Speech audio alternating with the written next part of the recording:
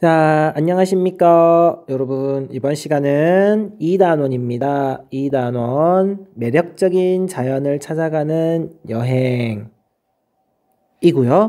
그 중에서도 이번 시간에는 첫 번째, 지형지리 여행을 떠나보도록 하겠습니다. 그에 앞서 여러분, 책 38쪽에 보시면 다음의 모습이 나타날 거예요. 어때요? 드넓은 바다, 그리고 뒤쪽에 보시면 깎아지른 듯한 절벽, 그리고 그 뒤쪽에 펼쳐진 푸른 초원의 모습, 그리고 바다와 육지 사이에 서 있는 이런 돌들. 자, 여러분이 배우지 않으면 그냥 바위섬이 그냥 떠 있네? 라고 표현을 할 거예요.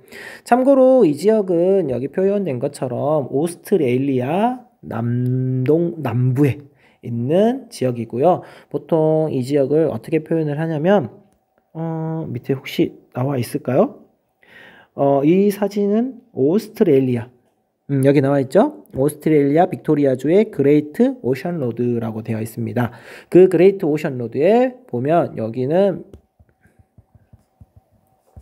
12사도라는 별명이 붙은 바닷길이에요. 그러니까 뭐 교회 다니는 친구들이라면, 그리스도교를 믿는 친구들이라면 알 수 있겠지만 12명의 제자를 이야기를 하는 거죠. 12사도면. 그러면 실제 여기에 이런 바위섬이 몇 개가 있었냐면 12개가 있었대요. 그런데 여기 혹시 눈에 보이실까요? 바닷가에서 육지 쪽으로 파도가 밀려오고 있어요. 이 파도가 자꾸 여기를 깎은다면 어떻게 될까요? 이 바위는 점점 무너질 수 있겠죠. 실제로 이 지역 12사도, 분명히 처음엔 12개가 있었는데 지금은 12개가 다 존재하지 않는다라고 해요. 여기 보이시는 것처럼 이렇게 깎아져 가지고 없어지는 이런 모습들이 나타난다라고 표현을 해요. 그래서 이 모습을 우리가 언제까지 볼 수 있느냐? 그거는 장담을 할 수가 없다라는 것이죠. 그래서 여러분, 늙기 전에 하루라도 빨리 전 세계의 다양한 모습들을 즐길 수 있는 그런 여행을 다니기를 바라겠고요. 관련해서 내용 하나씩 살펴보겠습니다. 세상은 수양의 도장, 그러므로 나는 여행한다. 나의 자그마한 경험에 비추어 보면 인간 수업에서 여행처럼 좋은 것이 없다. 자연은 악한 사람의 눈에도 선하게 보인다. 자연은 고스란히 위대한 성서였다. 이 세계의 자연은 영원한 진선미를 지니고 있다. 누군가는 이렇게 이야기를 하고 있습니다. 자, 다음 39페이지에 보시면 이 단원, 매력적인 자연을 찾아가는 여행이라고 되어 있습니다. 그래서 이 두 번째 단원에서는요, 여러 가지 자연 현상에 대해서 확인을 할 거예요. 그 중에 첫 번째는 지형, 그리고 두 번째는 기후, 그리고 세 번째, 보존 가치가 높은 자연지리 여행지, 그리고 전 세계 말고 우리나라의 자연지리 여행지, 이런 순서대로 확인을 하겠고요.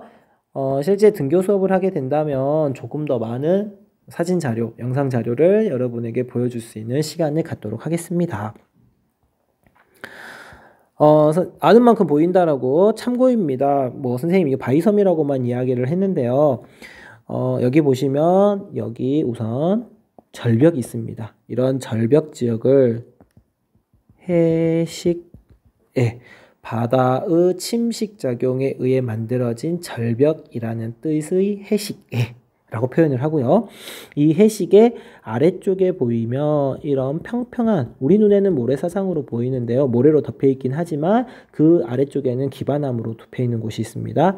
이 빗금친 부분을 파식대라고 표현을 하고요.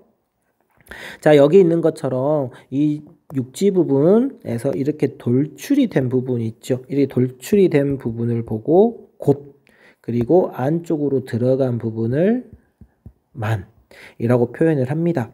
그리고 원래 여기에는 이런 바위는 이 육지 부분과는 연결이 되어 있었을 거예요. 그런데 이 연결이 된 부분이 끊어지고 애들이 따로 솟아 있는 거잖아요. 이런 부분들을 시스텍이라고 표현을 하고요. 만약에 이 부분이 위쪽으로 연결이 돼가지고 예를 들어서입니다. 이 부분이 잘렸다라고 가정을 해봐요. 이렇게 예를 들어서 이 부분이 약해서 이 부분이 빵 뚫렸다라고 한번 가정을 해보세요. 그러면 여러분이 봤었을 때는 어디만 나오는 거예요? 이 부분만 그대로 연결이 되겠죠. 그러면 이게 무슨 모양이에요? 아치 모양이죠. 그러면 바다에 있는 아치 모양이기 때문에 실제로 씨아치라고 합니다. 바다 양자를 써서 양아치라고 표현을 하진 않아요. 씨아치라고 표현을 하는 것입니다. 그래서 이게 배우면 아는 만큼 보인다라고 선생님은 여기에서 이런 것들이 있구나, 이런 것들은 나중에 어떻게 되겠구나라는 게 눈에 보이긴 합니다만 실제로 여러분도 나중에 배우면 저보다 더 멋진 모습들을 상상을 할 수 있을 거라고 믿습니다. 자, 다음 페이지 넘어가 보시면 이번에는 바닷가가 아니라 육지 한복판에 강이 있습니다. 미국 애리조나 주에 있는 그랜드 캐년. 첫 번째 중단원 지형지리. 자, 지형하면 전 세계 여러 가지 지형이 나타날 수 있어요. 그 중에 대표적으로 미국 서부 지역에 가보면은 그랜드 캐년. 말 그대로 아주 큰 협곡, 계곡이 되는 거겠죠. 눈앞에 펼쳐진 지형 경관은 어떻게 감상하면 좋을까? 그곳의 지역 주민들은 어떤 삶을 살고 있을까? 지형지리 여행은 지리적 관점에서 지형을 즐기는 여행이다. 이곳에서 지형지리 여행법을 배워보자. 지형지리 여행의 관광적 매력을 설명을 하고요. 지형과 인간의 관계를 알고 관광으로 인한 지역의 특색을 탐구할 수 있다. 이 그랜드 캐년을 가지고 설명을 하자면 미국의 서부 지역입니다. 실제 미국의 서부 지역에 어떤 산맥이 쭉 자리 잡고 있냐. 캐나다에서부터 로키 산맥이 자리 잡고 있습니다. 아는 친구들은 알겠지만 로키 산맥 같은 경우에는 신기습곡 산지예요.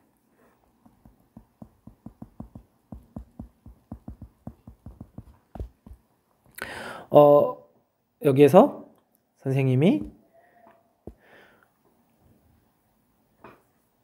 부연 설명을 조금 하겠습니다. 이제 내용이 중요한 부분이 바로 이 단원이기 때문에요. 지구과학적인 내용입니다만 그래도 여러분 기본적인 상식은 알고 있어야 되기 때문에 지질시대 혹은 지질연대라고도 표현을 하는데요. 가장 과거에서부터 쭉 우리가 살고 있는 현재까지 이어진다라고 하면 가장 오래된 시대를 시원생대. 우리가 보통 이 시대를 선캄브리아기라고 표현을 하고요. 그 다음이 고생대, 그리고 중생대, 다음 현재 우리가 살고 있는 시대를 신생대 이렇게 표현을 하고 있습니다. 자, 시원생대는 시생대와 원생대의 합성어이고요. 시생대는 가장 오래전에 시작이 된 시점입니다. 이걸 선캄브리아기라고 표현을 하는 이유는 이 고생대가 총 6개로 나누어져요. 그래서 첫 번째가 캄브리아기, 오르도비스기, 실루리아기, 대봉기, 석탄기, 페름기 이렇게 표현을 해요. 캄 오실 때 석패. 선생님은 고등학교 때 이렇게 배웠거든요. 그래서 이 캄브리아기의 먼저 앞선다라고 해서 선캄브리아기라고 표현을 하고요. 중생대는 이제 세 가지로 나누어집니다. 쥐라기, 백악기, 트라이아스기. 트라이아스기, 쥐라기, 백악기 이렇게 세 가지로 나누어지고요. 그 다음에 신생대는 두 개로 제3기와 제4기 이렇게 표현을 하는데 조금 전에 여기 미국 서부 지역 캐나다에서부터 로키 산맥이 있다라고 했습니다. 로키와 남아메리카 지역의 안데스 산맥, 그 다음에 아시아 지역의 히말라야 산맥, 그리고 유럽 지역의 알프스 산맥 하면 우리가 알고 있는 가장 대표적인 신기습곡 산맥 혹은 신기습곡 산지라고 되어 있는데요. 여기서 말하는 신기는 여기 위에 신생대 기간이라는 의미입니다. 신생대 기간 동안에 무슨 작용을 받은 겁니다?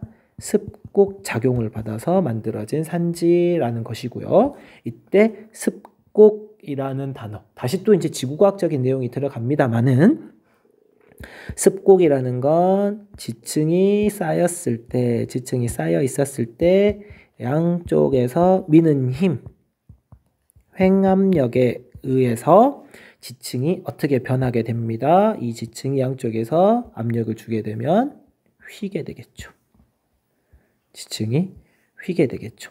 이렇게 휘는 현상을 보고 습곡이라고 표현을 하는 것이죠. 횡압력에 의해서.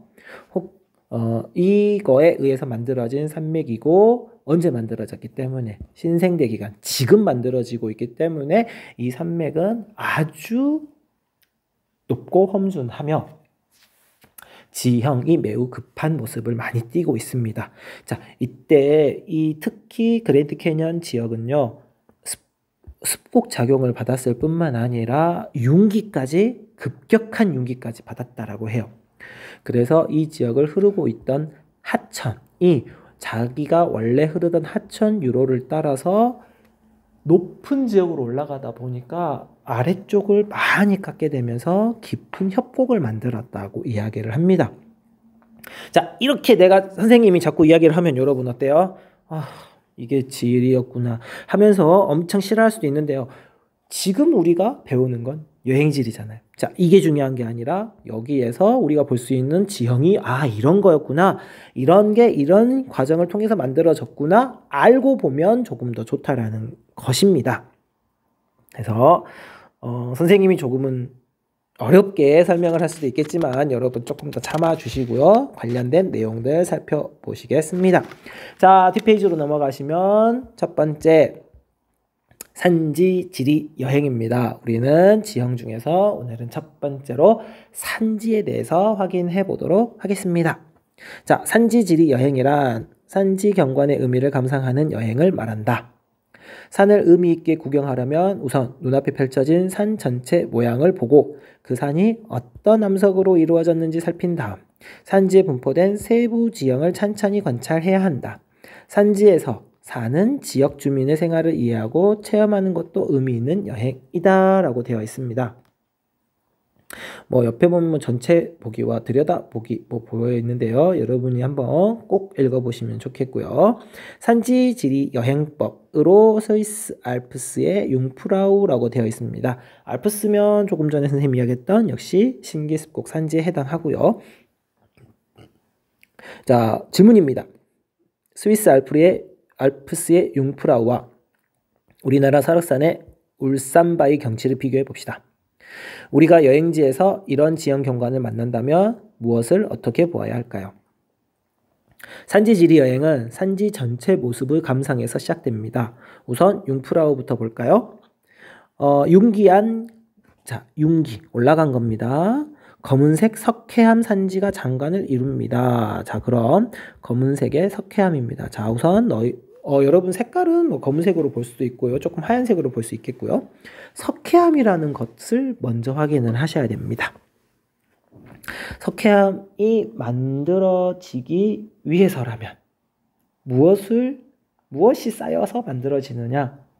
석회암은요, 과거에 바다였던 지형에 산호초라든지 조개 껍데기라든지 물고기의 뼈라든지 이런 탄산칼슘 성분이 쌓여서 만들어진 돌이 석회암이에요. 그럼 과거에 스위스 알프스의 융프라우를 이루고 있는 이 산은 과거에는 무엇이었다? 바다였다. 그런데 그 바다가 지금 어디에 있는 거예요? 육지에 있는 거예요. 심지어 산의 모습을 하고 있는 거예요. 그러니까 바다가 육지가 되려면 뭐가 이루어져야 되는 거예요? 그렇죠. 땅이 올라가야 되는 거죠. 자, 습곡작용. 자, 퇴적 지층이 있었습니다. 근데 예전에는 여기가 바다 밑이었던 거예요. 그래서 다양한 산호라든지 어패류의 시체가 쌓여 있었습니다.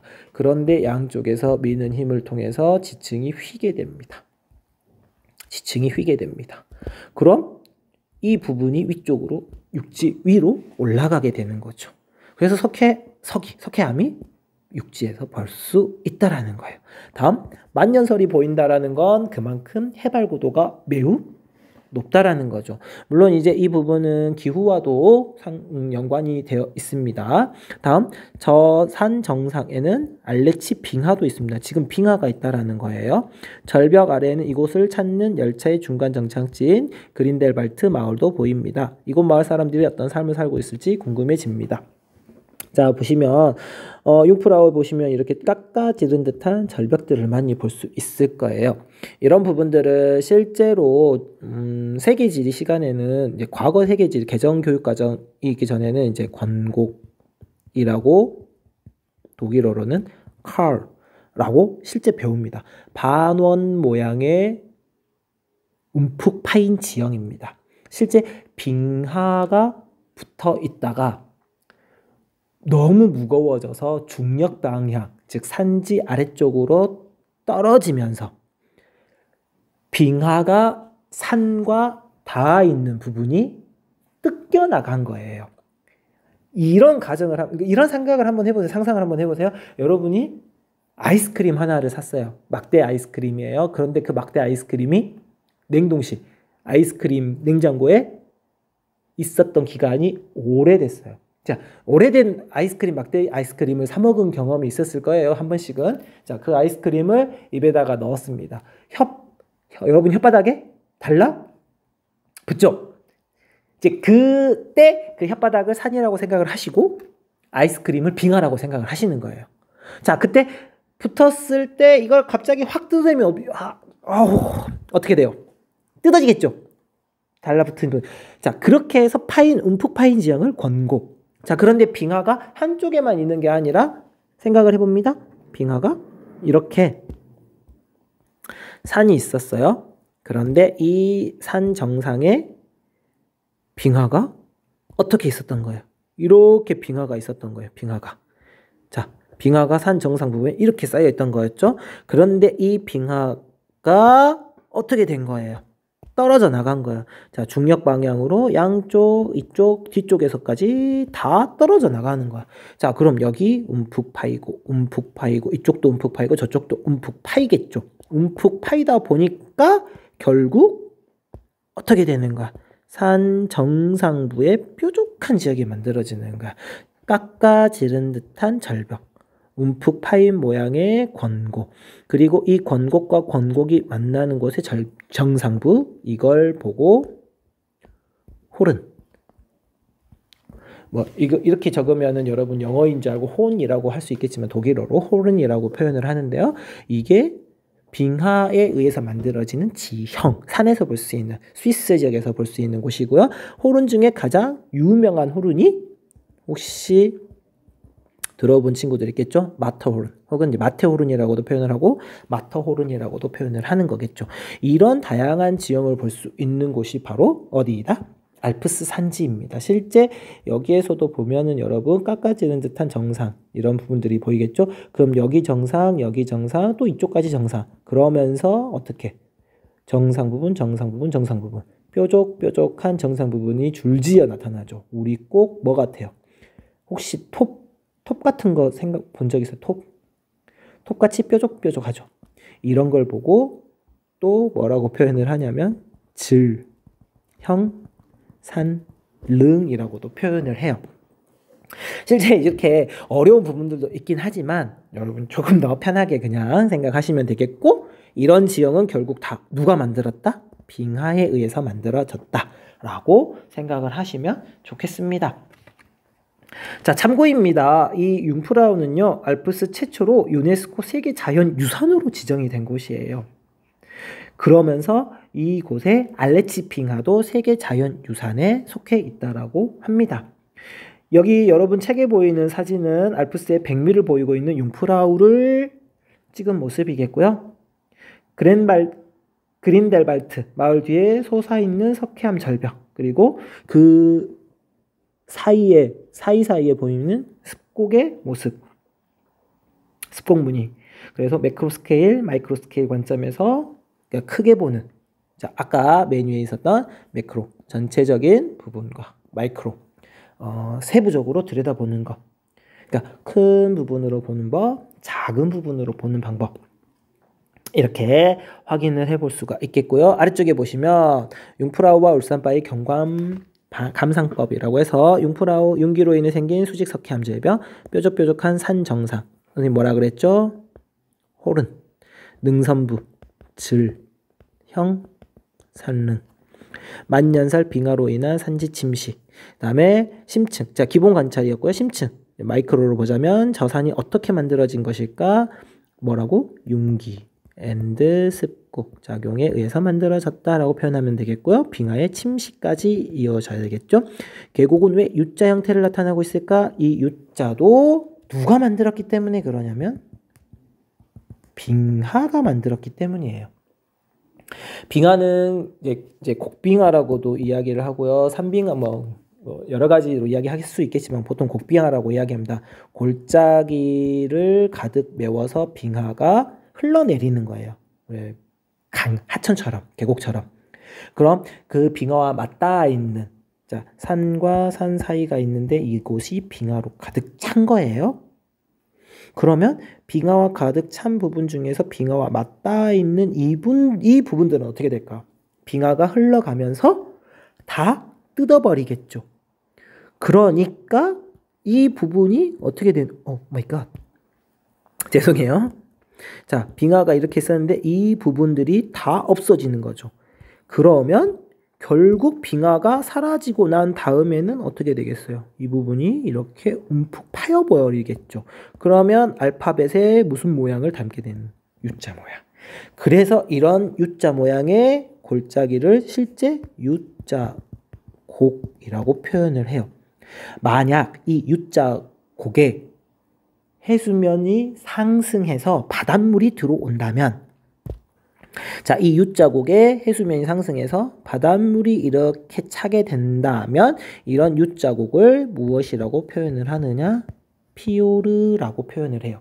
뭐 뉴질랜드라든지 캐나다 북서 해안이라든지 칠레 남서부 해안이라든지 노르웨이의 서쪽 해안이라든지 이런 지역에 가보면 피오르 해안을 바라볼 수가 있습니다. 세계에서 가장 유명한 건 노르웨이의 송내 피오르라고 해서요. 무려 그 피오르 U자곡의 길이가 200km가 넘어간다라고도 이야기를 해요. 그리고 계속해서 보시면 마을 사람들은 어떤 생활을 하고 있을까? 일반적으로 이 지역의 마을 사람들은 관광산업을 주로 하면서 또 무엇을 하고 있을 것 같아요? 생각을 해보자면 관광산업 또한 알프스 같은 경우는 이제 다양한 부분에서 이제 농업과 관련된 부분에서는 이목을 하고 있다. 계절에 따라서 수직적인 이동을 통해서 목축업을 하는 부분들도 이야기를 할 수가 있겠고요. 농업, 그다음에 산업으로는 3차 산업, 관광산업도 이야기를 할 수 있겠고, 그리고 관광과 관련해서 다시 또 세부적으로 들어가자면 누군가는 음식점으로, 누군가는 숙박시설로, 누군가는 관광 가이드로 뭐 다양한 부분에서 활동하는 모습들을 생각을 해보시면 좋겠고요. 자, 울산바위예요. 집중적으로 노출된 화강암체라고 되어 있습니다. 선생님이 정말 설명할 게 많은데요. 자, 우선 화강암이라고 되어 있습니다. 이제 화강암보다 더 큰 개념으로 이게 맞죠? 화강암보다 더 큰 개념으로 화성암이 있습니다. 다시 적어드릴게요. 화성암이라는 친구가 있어요. 화성암이라는 친구는 다시 화강암과 화산암으로 나누어집니다. 자, 기본은 얘네들은 땅 속에 있는 마그마에 의해서 만들어진다라는 건 똑같아요. 그런데 화강암은 마그마가 땅 속에서 굳어진 것이라면 화산암은 마그마가 땅 밖으로 나옵니다. 자, 마그마가 땅 밖으로 나오는 순간 그 아이는 마그마가 아니라 이제 뭐가 되는 거죠? 그렇죠. 용암이 되는 거예요. 용암이 굳어져서 만든 친구가 화산암이에요. 이 두 아이는 다 불에 의해서 만들어졌다. 그래서 불이 이루는 암석이라고 해서 화성암이라고 표현을 합니다. 자, 그럼 생각을 해봅니다. 화강암은 마그마가 땅 속에서 굳어진 친구예요. 자, 그러면 원래 땅이 이렇게 있었습니다. 자, 이게 땅이에요. 그런데 이 땅 속에 누가 들어온 거예요? 마그마라는 친구가 들어온 거예요. 자, 그럼 이 빨간색이 마그마인 겁니다. 빨간색이 마그마. 자, 그러면 원래대로 하자면 마그마는 땅 속에서 굳었기 때문에 겉에 보여요, 안 보여요? 안 보이겠죠. 자, 그런데 이렇게 마그마가 들어오다 보면 이 위에 있는 땅들이 균열이 생깁니다. 갈라지게 됩니다. 갈라지면 물이나 얼음 등의 다양한 침식 요인에 의해서 깎이게 됩니다. 자, 이 부분이 깎여 나가게 됩니다. 이 부분이 깎여 나간다면 어떻게 될까요? 이 부분이 깎여 나간다면 이렇게 바뀌겠죠. 움푹 파이게 됩니다. 자, 움푹 파이게 되면 누가 드러나게 되죠? 화강암이 드러나게 됩니다. 자, 시간이 지나서 더 이 부분이 많이 깎이게 된다. 자, 이렇게 깎였다라고 가정을 한번 해보는 거예요. 자, 그러면 원래 땅 속에 있어야 될 화강암이 어떻게 된 거예요? 땅 밖에 드러나게 되는 거죠. 그럼 땅 속에 있는 친구가 땅 밖에 드러나면서 우리 눈에는 상대적으로 높은 산이 되는 거잖아. 이게 바로 화강암 돌산이 되는 겁니다. 집중적으로 노출된 화강암체. 이제 가장 대표적인 설악산 하면은 울산바위. 가장 큰 화강암체라고도 표현을 하겠죠. 수직 화강암 절벽을 볼 수 있겠고요. 심하게 갈라져 있는 바위 틈입니다. 자, 왜 바위 틈이 갈라져 있느냐? 자, 화강암이라는 친구는 원래 땅속 깊은 곳에서 만들어졌던 친구입니다. 그러면 압력이 매우 심하게 누르고 있던 친구예요. 그런데 이 위쪽에 있는 땅이 없어지면서, 즉 압력이 사라진 거죠. 그러면 그동안 움츠러들어 있던 친구가 압력이 사라지니까 어떻게 될까요? 팽창이 되면서 이 부분이 쩍쩍 갈라지게 됩니다. 그러면 이 틈 사이로 물이 스며들게 되고, 그래서 엄청나게 다양한 기암괴석, 봉우리들이 만들어지게 되는 거예요. 그래서 이제 설악산 말고 이제 금강산 같은 경우도 똑같이 화강암에 의해서 만들어진 돌산인데요. 금강산 찾아가자 몇 봉? 12,000봉. 그러니까 그만큼 기암괴석들이 많이 보인다라는 거겠죠. 이 부분이 바로 심하게 갈라져 있는 바위 틈이겠고요. 어떻게 만들어졌을까? 아까 이야기했던 것처럼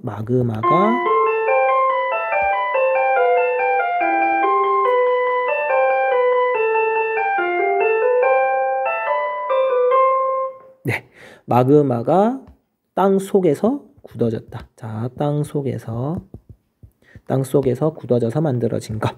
왜 금이 많이 가 있을까? 압력을 받다가 압력이 사라지면서 갈라진다.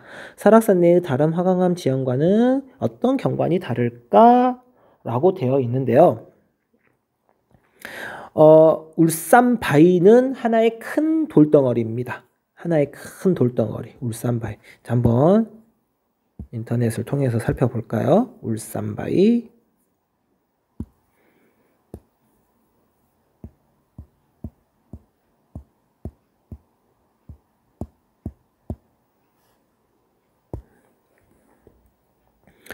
자, 설악산 울산바위의 이미지를 한번 살펴보겠습니다.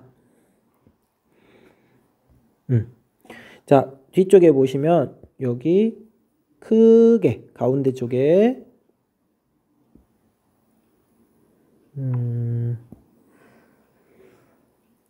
자, 이 부분. 자, 이 암체가 바로 울산바위예요. 큰 울산바위입니다. 이 부분이. 자, 그렇다면 이 울산바위와 다른 화강암 지형이에요. 이제 설악산에 가보면 다양한 화강암 지형 중에서도 그루브라든지 아니면은 포트홀이라든지 다양한 모습들을 볼 수 있는데요. 그 부분은 여러분이 학교에 등교하게 되면 선생님이 조금 더 설명을 해 드리겠습니다. 지금 이 시간에서는요, 눈에 보이는 게 한계가 있기 때문에 우선은 여기까지 하겠고요. 자, 다음 뒤쪽으로 넘어가 보시면 이제 울산바위입니다. 여기 보시면 아까 봤던 그 울산바위죠. 근데 그 울산바위도 보시면 봉우리들이 이렇게 되어 있는 모습들을 눈으로 확인할 수 있습니다. 그만큼 갈라진 틈들이 많았었다라는 거겠죠. 화강암이 만든 경관입니다. 땅속 깊은 곳에서 굳어진 화강암이 지표면이 깎여 우리 눈앞에 나타나 있다. 울산바위 정상으로 올라가면 동해가 한눈에 들어옵니다. 울산바위는 계단을 따라 누구나 쉽게 올라갈 수 있습니다. 가는 도중 아기자기한 화강암 풍화 지형도 관찰할 수 있습니다. 자, 풍화, 돌이 썩어 흙이 되어가는 과정. 우리 주변의 암석 경관 모두 풍화작용의 결과물이다. 돌이 썩어 흙이 되어가는 과정을 풍화라고 표현을 한다라고 되어 있는데요. 이거는 아주 그냥 쉽게 표현을 한 거고요. 선생님이 여러분에게 쉽게 표현을 해주겠습니다. 또 다르게 쉽게 이렇게 컸던 친구가 어떻게 이렇게 작아지는 겁니다. 그런데 이렇게 작아지는 거는 두 가지 유형으로 나타납니다. 하나는 기계적 혹은 물리적인 풍화라고 이야기하겠고요. 또 하나는 화학적입니다. 자, 두 가지 모두 다 크기가 큰 친구가 작은 친구가 되는 건 같아요. 그런데 기계적 풍화는 암석의 성질이 변화하지 않습니다. 그냥 단순히 크기만 작아진 거예요. 어떤 기계적인 물리적인 힘에 의해서 깨져가지고 작아지는 겁니다. 그런데 화학적인 풍화는 암석의 성질 변화를 일으키고 작아지는 겁니다. 그러니까 기계적인 풍화와 화학적인 풍화가 나타나는 환경 자체가 달라지는 거죠. 이런 부분들도 다시 세부적으로 이야기를 해드릴게요. 산에 가면 산 전체 모양과 경사 정도, 그리고 바위 모양과 암석 종류 등 다양한 볼거리가 눈에 들어옵니다. 산지 지리 여행의 매력이지요 라고 되어 있습니다. 옆에 보시면 Q&A라고 적어져 있네요. 나중에 여러분 이와 관련된 Q&A가 뒤쪽에 가보시면 나와 있을 겁니다. 아래쪽에 풍화 여행. 여행지에서 아래 사진과 같은 화강암 전리 장면을 만난다면 독특한 볼거리를 제공할 것이다. 이 사진에서는 화강암의 풍화 경관을 볼 수 있다. 풍화 여행은 전리 관찰로부터 시작한다. 자, 전리 옆에 나와 있죠. 전리란 바위에 생긴 크고 작은 금. 여기서 말하는 금은 골드가 아니라 틈, 균열이라고 생각하면 되겠죠. 전리는 습곡이나 단층운동 그리고 지표면의 침식에 따라 압력이 줄어들면서 만들어진단다 이야기됐고요. 칠레의 토레스 델 파이네 국립공원에는 깎아지른 화강암 봉우리가 서 있다. 다음 쪽 사진의 칠레의 토레스 델 파이네 국립공원의 풍화산지 여행법을 통해 풍화산지 여행의 매력을 느껴보자 라고 되어 있습니다. 자, 우선 토레스 델 파이네 한번 보시겠습니다. 자, 이게 바로 칠레의 토레스 델 파이네 국립공원의 풍화산지입니다. 자, 화강암 산지, 깎아지른 듯한 화강암 산지가 여러 개 만들어져 있죠. 원래는 이 부분이 다 하나의 화강암이다. 그런데 이 부분에 뭐가 있었어? 이렇게 전리, 갈라진 틈이 있었던 거죠. 이 틈 부분이 되면서 없어지면서 현재는 이 화강암 돌덩어리 기둥들만 남아있는 것이죠.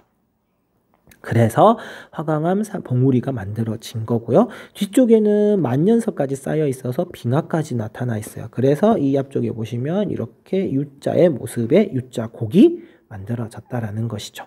그리고 이 뒤쪽에 화강암산이 약간 회색의 모습이 보인다라면 여기에 검은색으로 보여있는 변성암이라고 되어 있어요.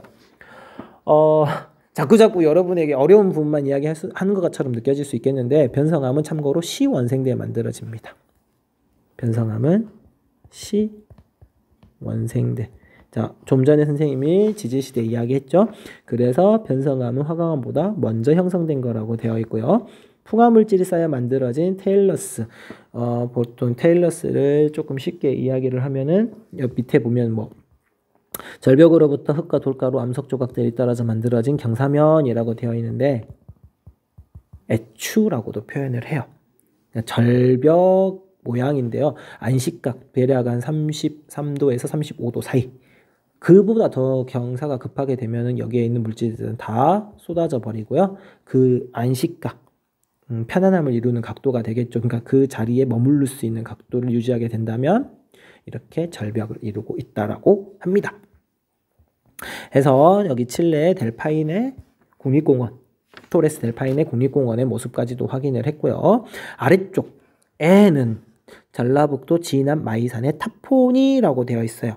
이 타포니는요, 여기 보시면은 절벽 표면에 크고 작은 구멍이 형성되어 있는데요. 무엇이라고도 표현을 하냐면 풍화혈이라고도 표현을 해요.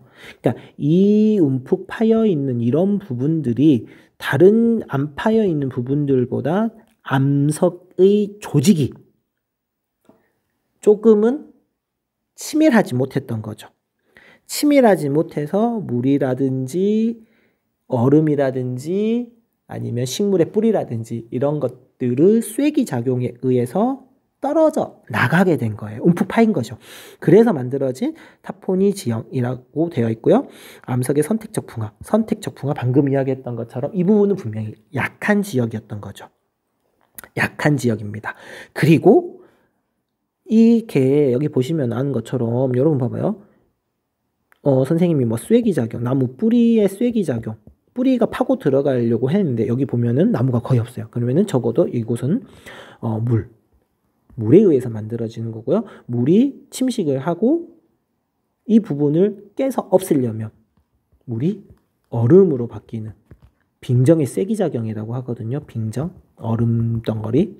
그러면 이게 얼음으로 얼려면 햇빛이 잘 들어오는 곳보다는 햇빛이 잘 들어오지 않는 지역이 조금 더 이 타포니, 풍화열이 많이 발생하게 됩니다. 실제 마이산, 진안의 마이산에 가보시면 남사면, 햇빛을 많이 받아들이는 남사면과 햇빛을 많이 받을 수 없는 북사면이 있다면 이 타포니는 남사면과 북사면 둘 중에 어디에 더 많이 발생할 수밖에 없다. 북사면에 더 많이 발생할 수밖에 없다. 왜냐? 물이 얼음으로 바뀌어서 빙정, 얼음이 쐐기작용에 의해서 이 부분을 많이 깎을 수 있기 때문이라는 거예요. 실제 북사면에서 더 많이 발생하는 모습들까지 확인을 할 수 있습니다. 자, 어떠시나요, 여러분? 내용이 조금은 어려울 수도 있습니다. 하지만 조금 더 편하게, 최대한 편하게 여러분이 학교에 나오신다면 조금 더 편하게 이야기해 드릴 예정이고요.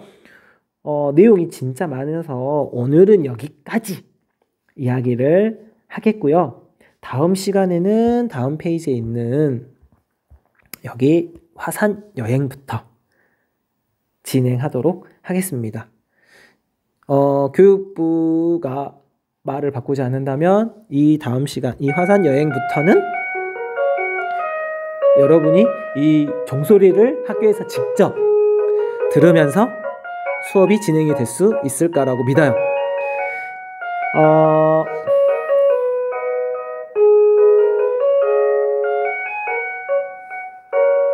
여기까지가 오늘 수업이었고요. 다음 시간에는 진짜로 학교 나와가지고 여기 화산 여행부터 해서 석회암 여행까지 이 두 부분에 대해서 이야기를 하고요. 다음에 중간고사, 1차 지필고사 보기 전에 일주일 한 2시간 정도 정해서 1단원과 5단원 내용 전반적으로 다시 한 번 더 다루는 시간을 갖도록 하겠습니다. 이제 27일 수요일날 등교하면 그때 우리 만나도록 하고요. 여기까지 오늘 수업 마치도록 하겠습니다. 수고 많으셨습니다.